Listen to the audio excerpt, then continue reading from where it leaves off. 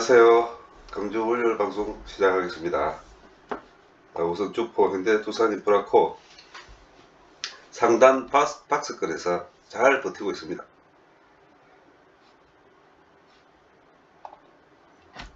차트 상태를 봐도 빠지면 올리고 올리면 내리고 지금 몇 주째 거의 3주차 들어가네요. 이 상태 같으면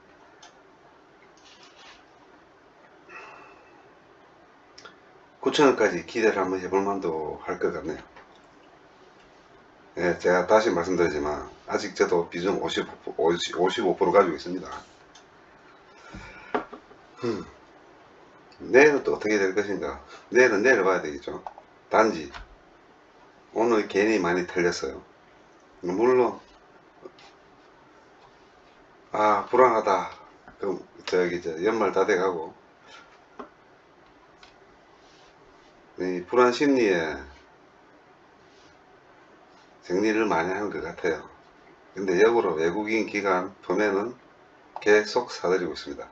특히 연기금, 그죠? 특히 연기금이 계속 사들이고 있네요. 아마 이거는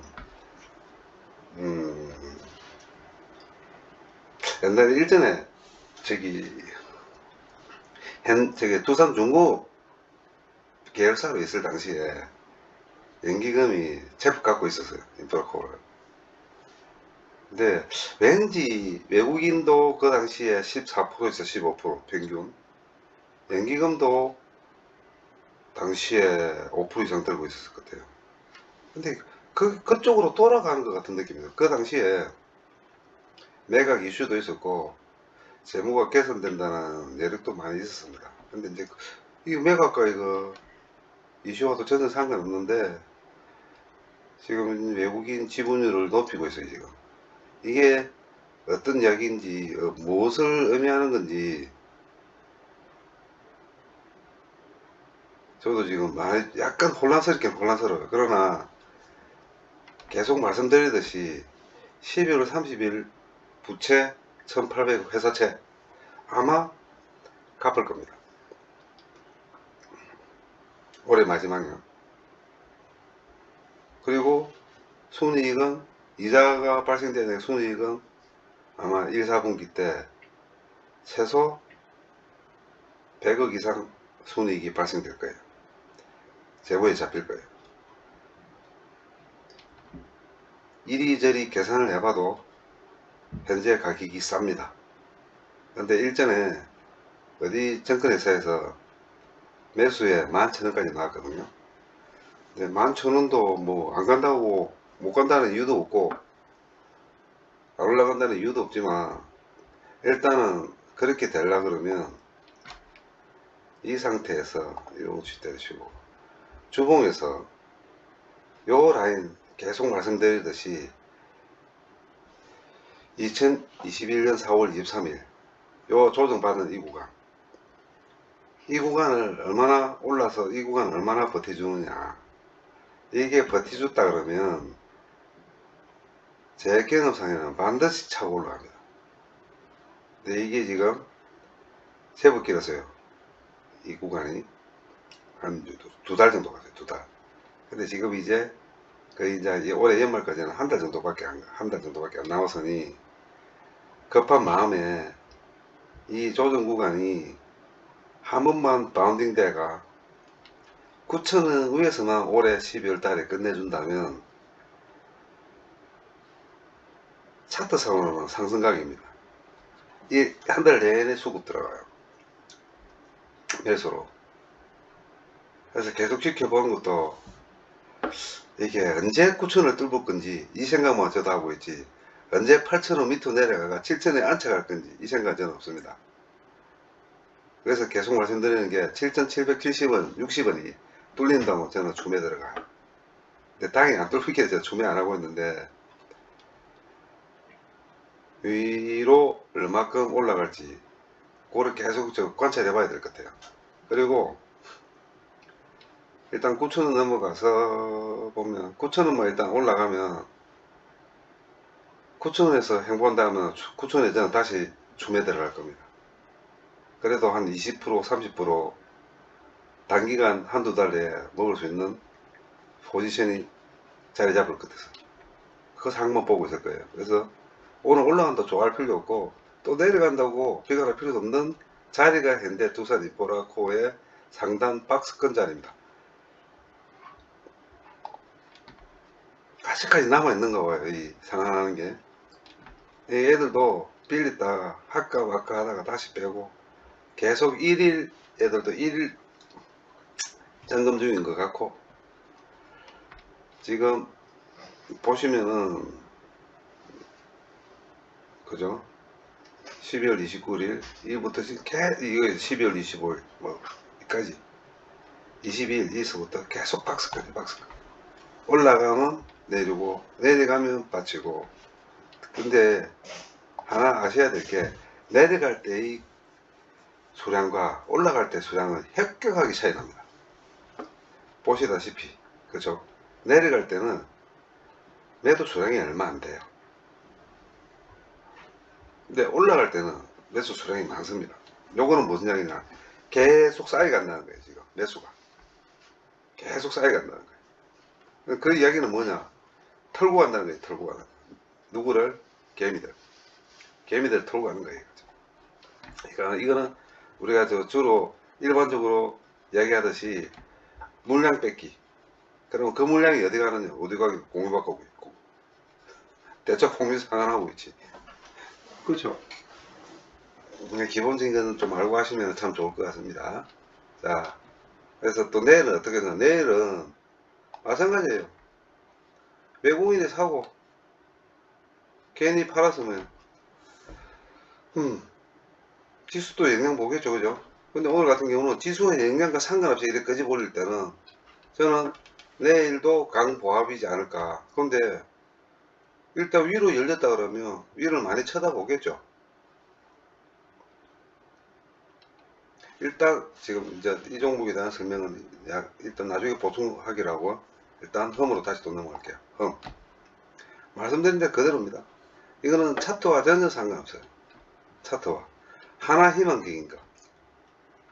거래량으로 봤을 때 어저께 1200원 거의 5.8% 뭐 6%까지 올릴 때에 이 물량이 오늘 지수 영향을 받던 매크로 환경 때문에 내려간 거지, 실질적으로 기계식 매수 매도지, 이거는 세력이 들어와서 매수 매도한 게 아닙니다.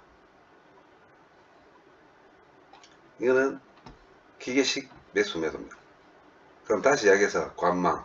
어저께 풀로 땡겨놓고 관망이에요. 그러면 이게 무슨 이야기냐, 어차피 지금 거래를 한 12일 정도 남았을 거예요. 그죠? 물론 저도 이거 23,000원, 24,000원, 5,000원 이상에 대해 계속 지켜보고 있지만은, 어떻게 됐든 더 이상 빠지지 않을 주식 같으면 아주 좋은 자리입니다. 그리고 항상 이야기하지만 22,000원과 21,000원 사이는 매수 자리예요. 매수 자리. 배당 매각 이슈 때문에 어차피 길게 가지 못할 주식입니다. 나쁘게 말고 좋더라도. 그래서 15% 20% 수익 구간이 되면 탈출. 저는 크게는 안 봐요. 뭐 한간에는 이게 3만원도 보고 가는데 뭐 3만원 갈 수도 있겠지만, 저는 매도 구간을 25,000원 이상에서는 저는 매도입니다. 매도 구간입니다. 언제? 만약에 12월 27일까지 25,000원이 넘지 않는다면 저는 관망, 일단 보릅니다.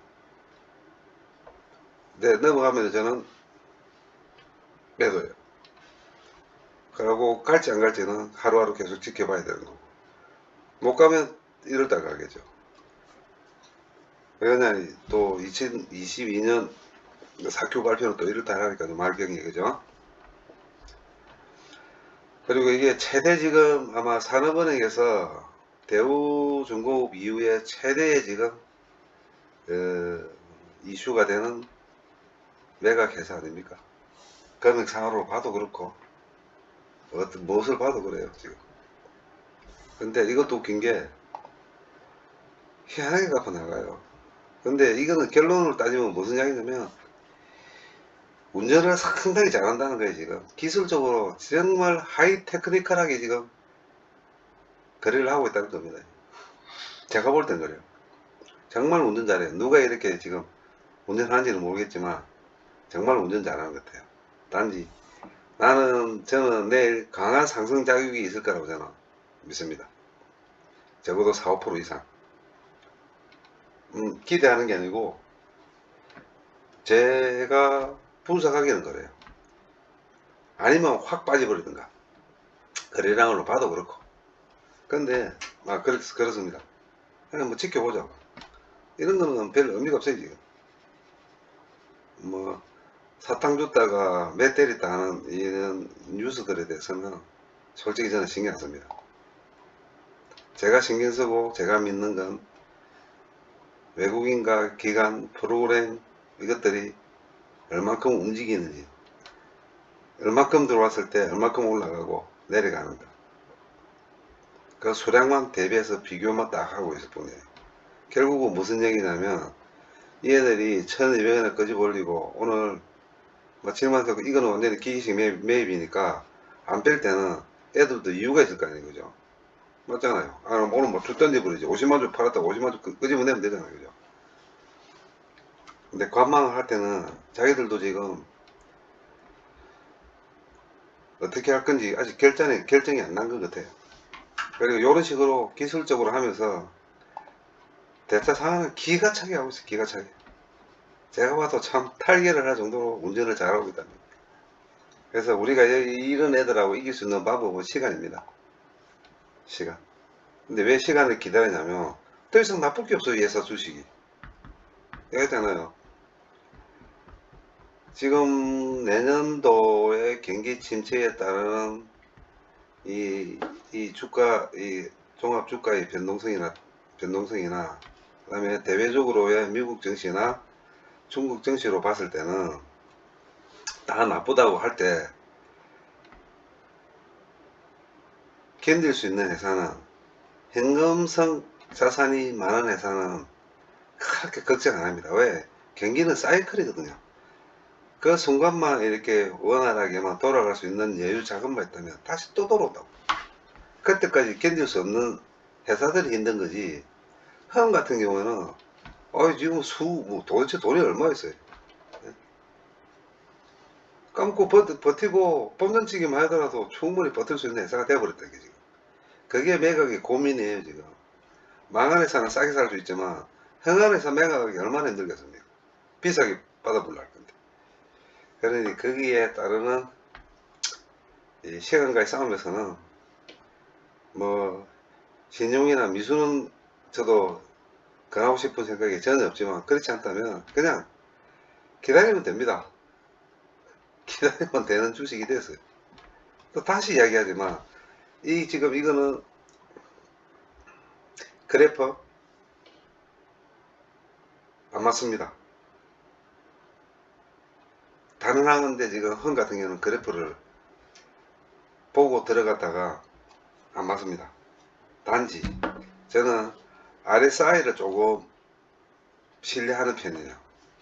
그래서 받치는 게 이게 받치고 있다는 거는 빠지지 않습니다. 물론 여기서 딱 내일 완전히 한 10% 20%씩 15%씩 빠져버리면은 눌림목이 생기겠지만 이게 15% 10%씩 빠질 이유가 없는 주식이잖아요. 그죠? 계속 받친다니까. 그래서 뭐 좀 2, 3% 내리고 뭐 1% 내린다고 오늘 좀 내리네 내일 오를까 이러고 그냥 시간 뭐 보내고 계시면은 각자 본인들이 생각하는 수익권이 오리라고 저는 믿고 확신합니다. 너무 걱정 안 하셔도 됩니다. 그리고 지금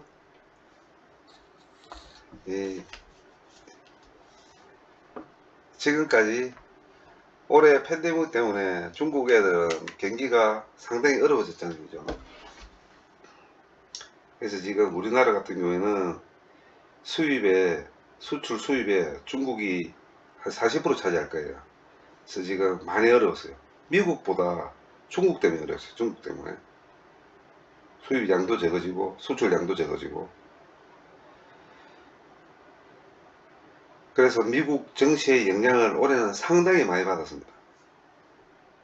원래 이 주가의 변동성을 보면은 잘 아시겠지만은 수출 수입이 거의 65%, 심하게 말하면 70% 정도가 미국하고 중국이잖아요. 저희들이. 그죠? 근데 뭐 중국이 경제가 박살나 버리고 미국 하나만 보고 종합주가가 끄집고 올라가기에는 역부족이라고.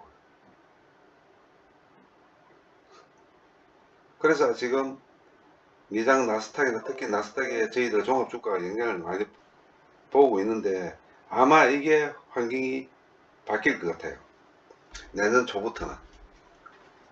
다시 이제 역으로 중국의 영향을 많이 보고 미국의 영향을 안 볼 것 같아요. 거의. 근데 제가 판단하기에는 그게 저희들 이 종합 주식을 하는 사람한테는 그게 유리합니다. 왜 그러냐니 중국은 국제통화고 달러는 기축통화예요. 그래서 이게 달러가 기축통화이기 때문에 유럽이나 일본이나 동남아시아나 어디라도 딱 영향을 본다. 근데 중국은 국제통화라서 영향을 안 봐요. 자국 내 영향만 보지. 그래서 저는 종합주가 국내 주식 시장이 유리해요. 유리해. 그래서 내년도 초반에만 조금 한 5, 6개월만 어렵든 힘들든 조금 버티주고 기다려준다면 중국도 내년 3월달 전인대 끝나고 나면 결국은 부동산 경기 활성화시키고 수입 열고 수출 늘어서 팬데믹도 어느 정도 위드 코로나 할 거고 결국은 그렇게 간다고 저도 보고 있지만은 저보다 더 유명한 박사들 석각들이 다 그렇게 경제통들 그렇게 보고 있더라고요. 근데 대부분이 아니다는 건 아닐 거고 맞다는 건 그렇게 흘러가더라고. 디테일한 부분까지는 결정하지 못하겠지만. 그래서 흠도 만약에 이래 된다면은 내년 상반기는 좀 끝나도 하반기부터는 물정량이 좀 늘어날 거고 당연히 또 다시 또 제자리 찾아갈 거고. 인프라코어 같은 경우는 지금 다행히 지금 여기서 못 빠진 게 중국입니다. 중국. 그죠? 계속 중국 영향 봐요. 그래 버티기에요. 버티기. 상단 버티기. 상단 박스권 버티기. 그래서 지금 계속 뭐 호재가 나오든 어찌됐든 간에 이것도 마찬가지고. 그러나 장기적으로는 저는 이제는 안 봅니다. 제가 이 주식을 1년 2개월 들고 있었어요. 물 타고 초매하고 하면서도 결국 수익은 보고 저를 한 45% 많이 봤어요. 수익도 많이 봤어요. 물론 1년 동안. 근데 이것도 마찬가지입니다. 저는 현재 한 같은 경우도 그렇고 두산 인프라코도 그렇고 내년 1월 2월쯤에 정리를 다 해야 되지 않겠느냐. 물론 흠은 뭐 이번 달에도 제 수익권 들어오면 저는 가차없는 매도입니다. 예, 그리고 그 다음에 2차 전지주 계속 제가 시그널을 드립니다. 힘들 거라고. 만약에 엔솔 같은 경우에 35만원 밑으로만 떨어진다면 저도 풀베팅 한번 들어갈 거예요. 35만원. 네. 근데 35만원까지 빠지겠습니까? 그죠? 저도 안전하게 하기 위해서 35만원 밑으로만 내려가면 풀베팅 한번 들어가겠죠. 그런데 아마 더 빠질 것 같아요. 내년 상반기까지 힘들지 않겠습니까? 내년 상반기까지 힘들어요. 지금 이거 2차 전지 들어간 사람들은 제가 볼 때는 주식 하지 말아야 될 사람들 중에서 한 일부분 될 거라. 이렇게 저는 생각하고 있습니다.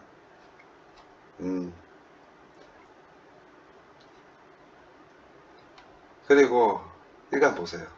이게 지금 경제 10대 대국에 들어 대한민국의 주식의 현실입니다. 지금 오늘 거래량 보여. 거래금액. 이게 뭡니까 이게? 야 진짜. 그래서 오늘 낮에 아침장 잠깐 한 3, 40분 보고 컴퓨터 꺼버렸어요. 볼 이유도 없다. 거래량 보고 이거는 오늘 막 볼 일도 없다 저는 꺼버리고 제가 돌려봤습니다.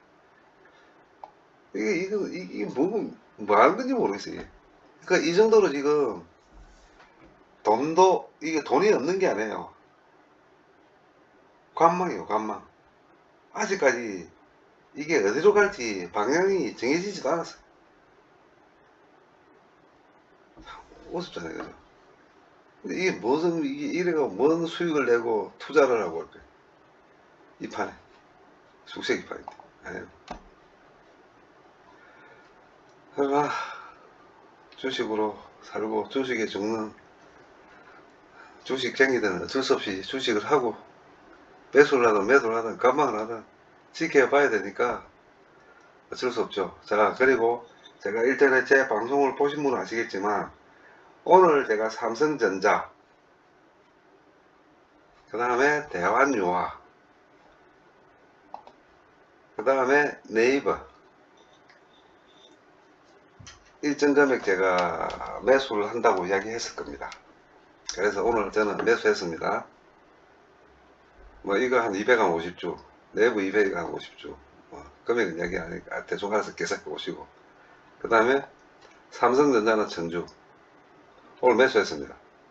가격은 내부는 19만 3,500원, 뭐 아니까네. 내부는 19만 3,500원, 삼성전자는 5만 9,600원 오늘 매수했습니다. 저는 이거는 이번 주 한 목요일이나 또 새로 제가 들어올 자금에서 똑같은 양을 거꾸로, 똑같은 금액을 거꾸로, 이제는 네이버를 그래 살 거고, 삼성전자를 좀 적게 사면서 대충 비율을 맞출 거예요. 그리고 그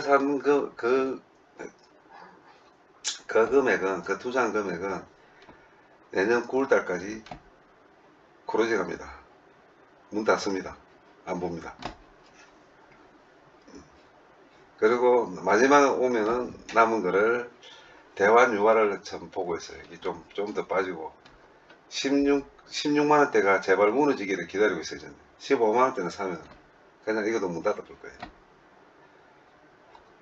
그리고 그거는 다 1년짜리입니다. 짧게는 9개월, 길게는 내년 이맘때까지.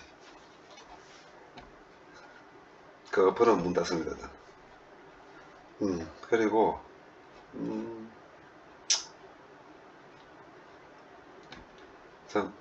잘 안 가죠. 두산 그렇고, 그래도 쭉 좀 기다리시면은 좋은 결과가 올 거라고 확신합니다.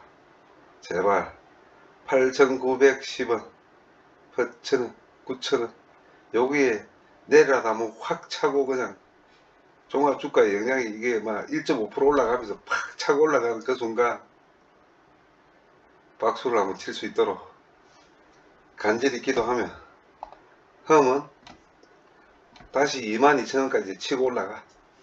내는 강한 상승작용이 있으려 그러면 나스닥이 올라가줘야 되는데 깝깝하네요. 안되면 지수 영향을 보고서라도 반등해야 되는데 다시 선물로 지금 미국 나스닥 선물은 올라가고 있습니다. 근데 요놈의 새끼들이 미국 같은 경우에는 선물이 엄청나게 장난이 심해요. 네. 우리로 이야기하면 인버스 고퍼스의 장난이 정말 심한 게 미국입니다. 왜냐면 변동폭이 상한선이 없잖아요. 그래서 장전에 팍 올렸다가 조금이라도 뭐 나쁜이 줬다지만은 장 시작과 동시에 그냥 바로 막 밑으로 꽂아버리고, 그랬다가 들어 올린다고 하면 또 바로 막 사정없이 들어 올리고 그래요. 이렇게 지금 누군지는 모르겠지만 물론 그 안에 있는 엄청난 돈을 갖고 있는 뭐 뭐 금융 투자겠죠. 그죠? JP 모간도, JP 모간도 있을 거고, 저기 모건 스탠리도 있을 거고, 그래도 다 나는 그 애들이 더 심하지 싶어요. 그러니까 변동성을 일으켜가지고, 최대한 자기들한테 프라핏이 생기도록 하기야, 뭐, 저희들도 마찬가지니까, 저희들 돈 벌려고 하는 거지, 뭐, 돈 쓰려고 하는 건 아니지만, 너무 장난이 심해. 너무. 내년은 또, 내일은 또 어떻게 돌아갈지 모르겠네요. 저도 그냥 소식하지, 그냥 관망하시기를 저도 사신 분들 어쩔 수 없고, 이건 지금 해야 될 자리도 아니고, 그냥 1년 쭉 가실 분은 내일 삼성전자가 더 빠질 수도 있고, 네이버가 더 빠질 수도 있습니다. 그러나, 아이고, 막 주식 묻어놓고 한 1년 이상, 한 6, 9개월에서 1년 내 보고 묻어놓고, 막 신경 끌란다 그러면 내일 사시는 걸 적극 추천합니다. 얼마가 됐든. 거기 삼성전자가 내일 좀 올라가가지고 65,500원이 돼도 65,500원 사도 별 의미 없어요. 사시면 돼요. 하지만 일주일 보고 연말까지 보고 배당 보고 뭐 안 해요. 그런 주식은 흠밖에 없습니다. 현재 인프라 코어도 아니고. 왜 제가 이렇게 말씀드리지만 이렇게 말씀드리는 이유는 제가 샀기 때문에 그렇게 말씀드리는 것도 있지만 이게 빠질 수도 있어요. 어떻게 알아요? 단기성 자금을 갖고 들어와서는 100점 100패합니다. 저도 그러니까 인프라코어 내년 3월 때까지 보고 있어요. 그때까지는 충분히 제가 저도 수익 보고 탈소할 수 있다는, 물론 제 분수익이 하지만 흠도 마찬가지입니다. 그렇지 않고는 손대가는 100점 100패입니다. 제가 그래서 이거 호텔 신라도 77,000에서 78,000에 수익 보시는 분들은 익절하시고 파시라고. 가는 게 아니라니까요. 아시아항공도 마찬가지, 대한항공도 마찬가지.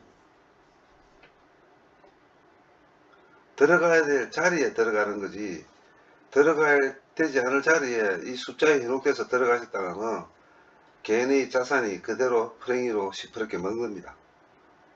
현재가 주식 시장이 그래요. 그러니까 안 쳐다보시는 게 낫고, 나중에 들어오더라도 욕심만 안 부리면 충분히 수익을 거둘 수 있는 게 주식 아닙니까? 그렇죠? 그러니 주식을 안 하시는 분은, 궁금해서 보시는 분은 관망을 하시면 되고, 그래도 쫓기라도 사고 싶다면 저는 인프라코어하고 HMM을 권하고 싶고, 물론 제가 들어가 있으니, 그것도 아니라면은 관망입니다. 자, 그러면 현재 나스닥이 거의 강보합입니다. 0.33%. 원하는 1305원. 이것이 계속 지켜진다면 내일은 좀 좋아지겠죠. 그러나 내일이 미국 같은 경우 아직까지는 저희들이 나스닥 그걸 봐요. 그러고 오늘 또 0.67%나 빠졌고 2350선을 위협하고 있습니다. 근데 오늘이 중요한 게 아니고 내일 CPI나 금리나 이런 것들이 따라가 물가지수가, 내일 CPI가 잘 나올까요? 저는 그냥 예측대로 나오지 싶어요. 예측보다 조금 더 높게 나오든가, 조금 아주 밋밋하지만 조금 더 높게 나오든가 예측대로 나오지, 생각보다 낮아질 거라고는 뭐 스플라이저는 저는 기대하고 싶지 않아요. 내일 미국 나스닥 CPI가. 그래서 너무 기대하지 않는 게 저는 제 입장에서 좋을 거라고 의견을 내고 싶습니다. 그러면은 내일 아침에도 다시 한번 확인을 해 볼게요. 자, 오늘 너무 많이 수고하셨습니다. 밖에 날씨도 꾸물꾸물하고 꾸질꾸질하고 비도 부슬부슬 내리는데, 오늘 같은 날 맥주 한잔 하시고 푹 쉬시길. 그럼 내일 뵙겠습니다. 감사합니다.